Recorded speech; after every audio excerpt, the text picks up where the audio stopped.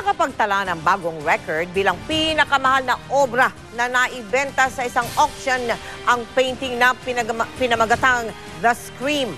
Umabot sa halos $120 milyong o katumbas ng mahigit 5 bilyong piso ang subasta sa obra ng Norwegian artist na si Edvard Munch. 15 minutong nagtagisan sa subasta ang ilang bigating bidder. Sa huli, napunta ito sa isang hindi pinangalanang bidder na nakipag-usap lang sa telepono. Ang The Scream ay ipininta ni Munch noong 1895. Natalo nito ang dating record na naitala ng isubasta ang isang painting ni Picasso. Sa Santa Maria sa Pangasinan, isang van na may mga kargang 70 aso ang naharang ng mga otoridad. Dadalhin daw sana sa katayan ng mga aso kung hindi napigilan. Nakatutok si Joy Segi ng GMA Dagupan. Nagsisiksikan sa kulungang gawa sa kahoy at kawayan. Umuungol at tila dumadaing pa sa pagkakatali ng mga nguso. Ang ilan sa may 70 kaawa-awang asong tumambad sa mga otoridad sa isang checkpoint sa Barangay Kaoplasan sa bayan ng Santa Maria kagabi. Ang isang ito nga literal pang lumuluha. Laman ng mga aso ng van na ito na ibinyahe pa mula Batangas para ibenta at katayin sa Baguio City ng maharang ng mga pulis. Masita po namin kanina, napansin po namin na likod nga ay may mga kawayan kaya pinahinto po namin at pinatignan po namin, yung po laking gulat po namin na punong-puno po ng mga nagsisiksikang mga aso po na allegedly galing daw po ng Batangas. Ang driver at nagpakilalang may-ari ng mga aso na si Enrique Panlanque, pangalawang beses na palang nahuli sa parehong kaso. Wala raw kasi siyang iba pang ikabubuhay bukod sa pagbebenta ng aso na mabibili ng 550 pesos bawat isa. Bali, pangalawa nga yan. Bakit pa rin po ninyo ulit-ulit na ginagawa? Sa hirap po ng buhay, walang mahanap buhay na hindi na ako makapag-employ at 60 years old na ako. Kakasuhan po natin siya ng illegal transportation po ng ito po yung RA 8485 yung Animal Welfare Act po ng 1998. Ayun nga po, yung bawat isang aso po ay may fine po na 5,000 each.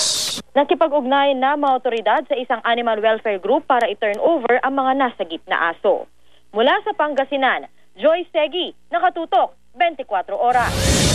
Handang-handa na ang Pinay boxer na si Ana the Hurricane Hulaton para sa laban niya bukas sa Yucatan sa Mexico.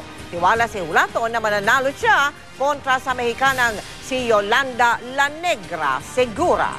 Sa isang TV interview, excited pang nag-promote si Hulaton. Binansagang comeback fight ito ni Hulaton matapos maagaw ang kanyang WBO Female Super Bantamweight title nitong Marso. May 10 panalo at 3 talo si Hulaton, samantalang si Segura ay may 8 panalo at 3 talo.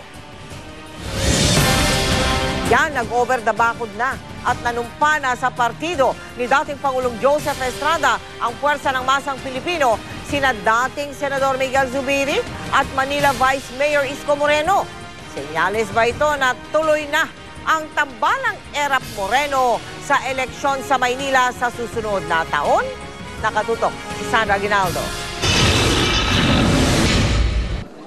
Isang taon bago ang eleksyon, nagpakita na ng puwersa ang partido ni dating Pangulong Joseph Estrada. Nanumpa bilang miyembro ng puwersa ng Masang Pilipino o PMP, sina dating Senador Juan Miguel Zubiri at Manila Vice Mayor Isko Moreno. Sa kanyang talumpati, sinabi ni PMP Chairman, Senate President Juan Ponce Enrile na lumalakas ang puwersa ng PMP. Mas malakas ang ating pangkat ngayon sa politika sapagkat may kasapi tayo na ibang partido. At yung partido na yun ay pinangungunahan ng pangalawang makapangyarihan na leader sa ating bansa.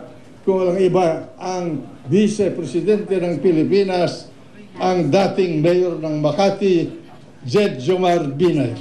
Si dating Pangulong Joseph Estrada naman, Chairman Emeritus ng PMP, malaman ang pahayag tungkol sa posibleng pagtakbo niya bilang alkalde ng Maynila.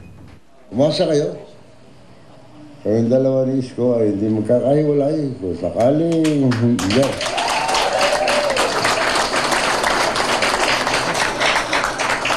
Kung hindi ako sakaling hindi matuloy, lahat ang suporta ko ibibigay ko kay Vice President. Kay Vice Mayor Isko. Mahirap talunin ng kombinasyon namin. May patutsada pa si Erap kay Manila Mayor Alfredo Lim. Buti na lang, hindi utak pulis ako. Shoot to kill, ah. Hindi na ako kuha sa gano'n.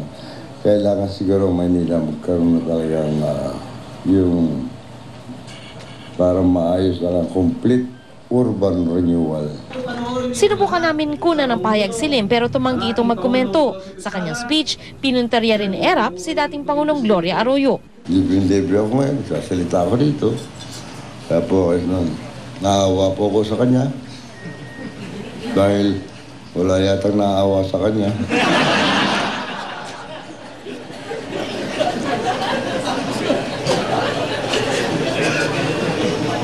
Ewan ko kung si Mix naawa sa kanya.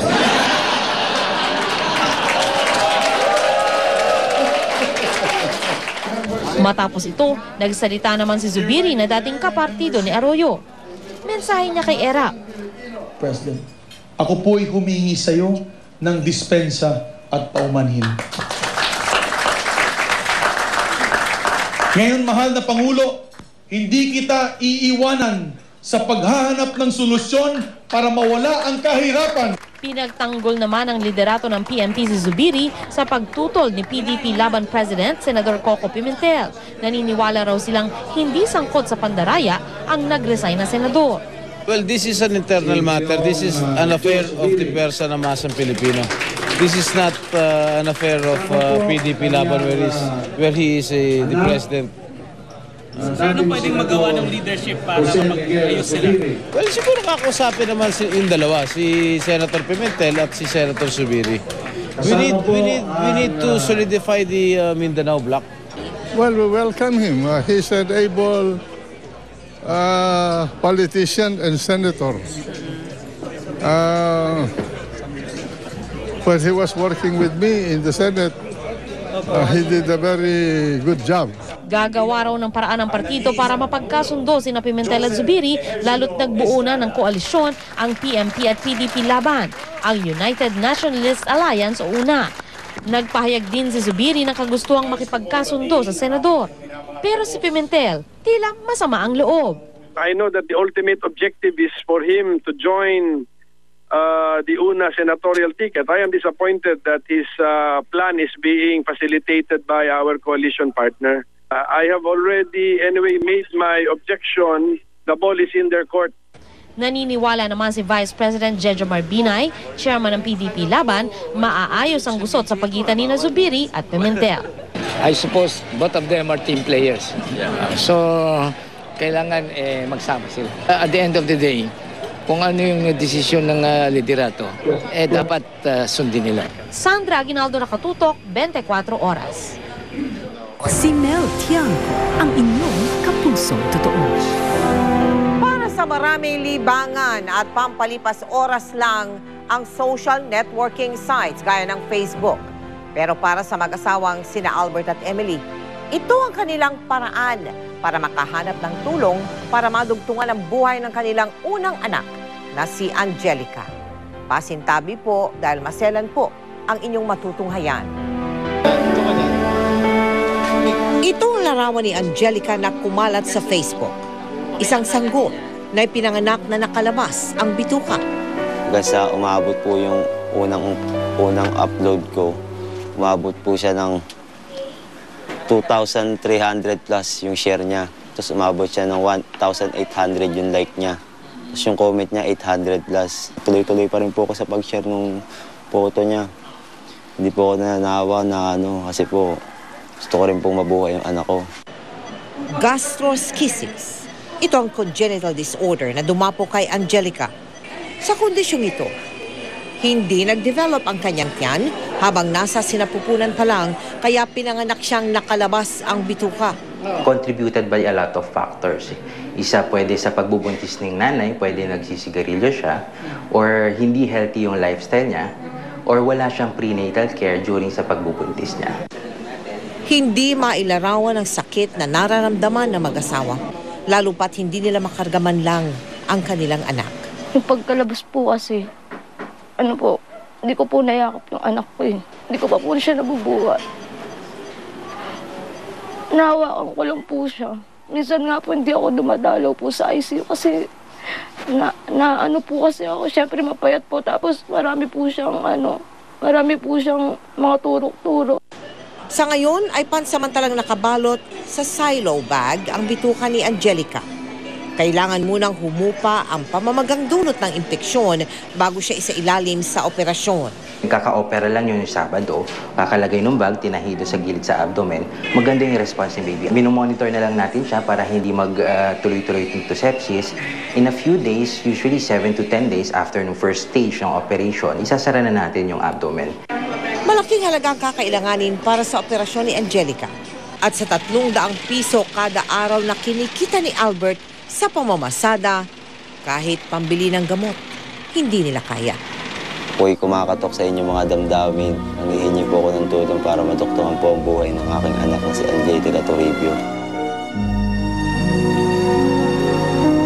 Tulad ng paulit-ulit na naming nababanggit, napakahalaga pong regular na magpatingin sa doktor ang mga nagbubuntis, lalo na sa unang 3 buwan ng pagdadalang tao para maiwasan ang sakit na tulad ng gastroischisis. Samantala, maraming salamat po kay Dr. Nino Isabedra na sumuri kay Angelica. Ayon po kay Doc, malakas at palaban ang bata. Pero mas lalaki po ang kanyang tsansang gumaling sa inyong tulong. Para pa sa inyong donations, maaari po kayo magdeposito sa aming mga bank account o sa anumang sangay ng Cebuana Luwilier. O di kayo mag-log on sa www.kapusofoundation.com. Susunod, utos sa mga korona dapat nakangiti sa pasukan sa darating na Hunyo.